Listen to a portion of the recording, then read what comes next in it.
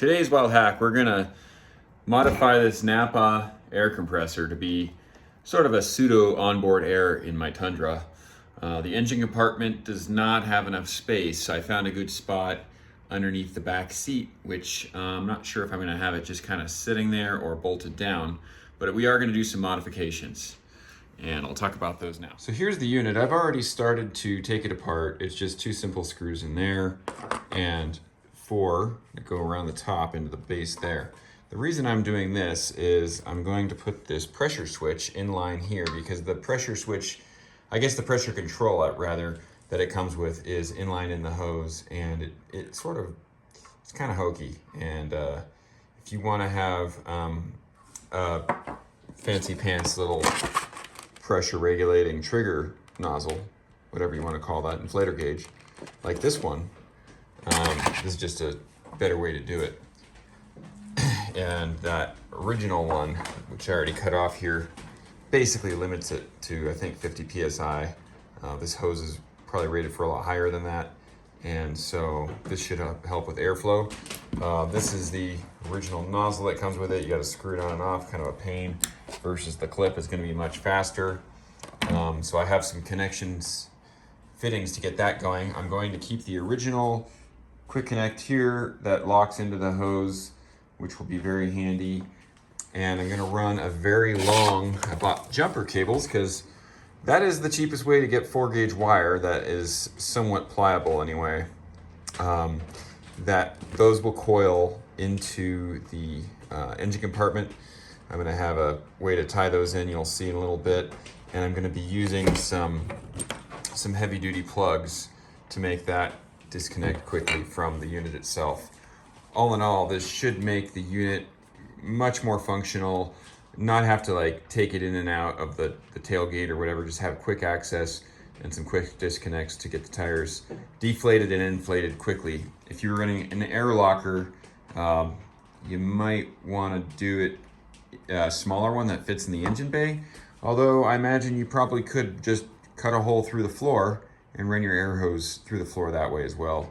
Maybe even have a Y fitting on here somewhere so you could also run your tires off it as well. So the first thing I'm doing here is I rotated this pressure column, I guess you could call it. It's basically, these are both pumps that are pushing pressure into this hose. I rotated it just enough to be able to, other side, well, this is, yeah.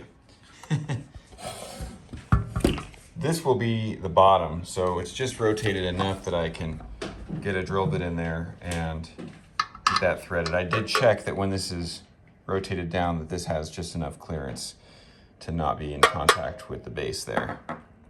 So I'm going to find the appropriate drill bit for the threads I need to tap for this guy right here.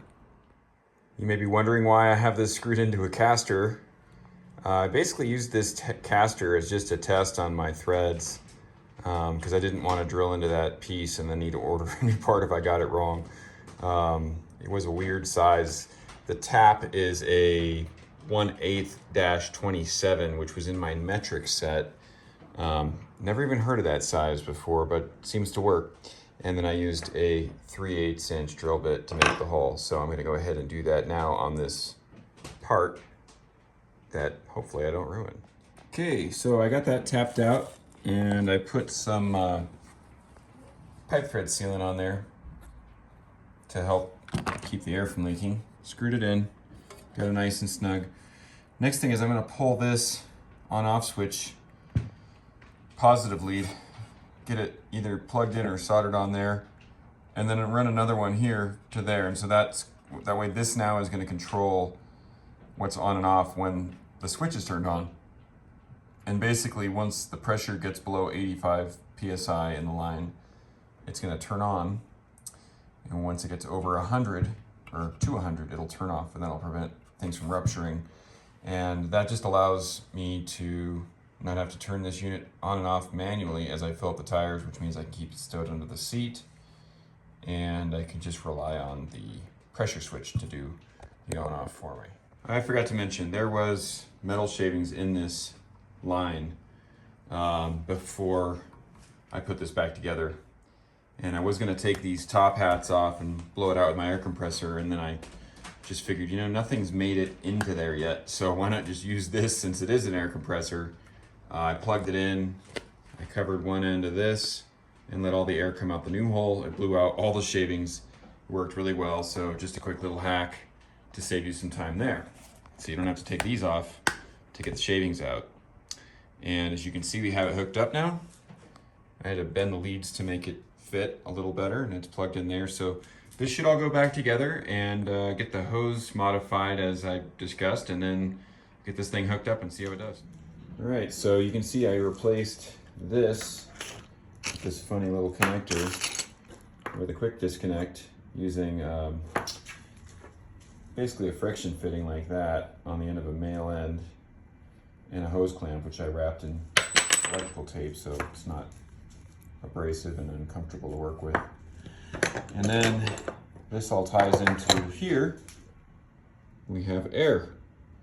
Now the next plan is, these are my Velcro straps. I'm gonna use a fender washer to screw this into the engine compartment, and that's going to be how I organize the power cord and potentially the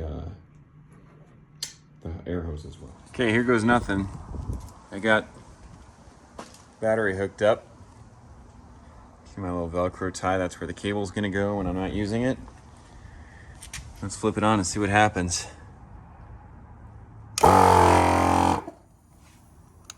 That didn't sound good. Oh, that's because it hit the pressure max. Let's try this again.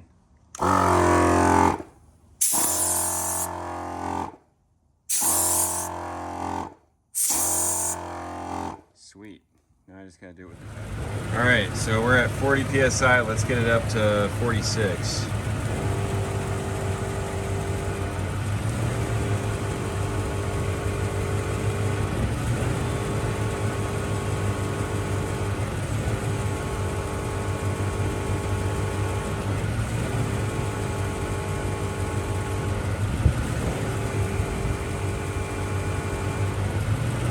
Call that good. There's my little switch, right? You can still sit there, nice and flush. Quick disconnects will push right behind that guy. You can hear the regulator popping it on and off as needed. I'm gonna run these up to about 43.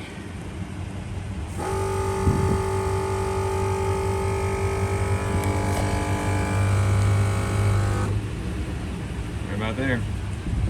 This thing is fast. Faster than my shop compressor. There you have it. Compressor, inflation nozzle. We got our plug ready to go for the power. We got our quick disconnect ready to go for the air.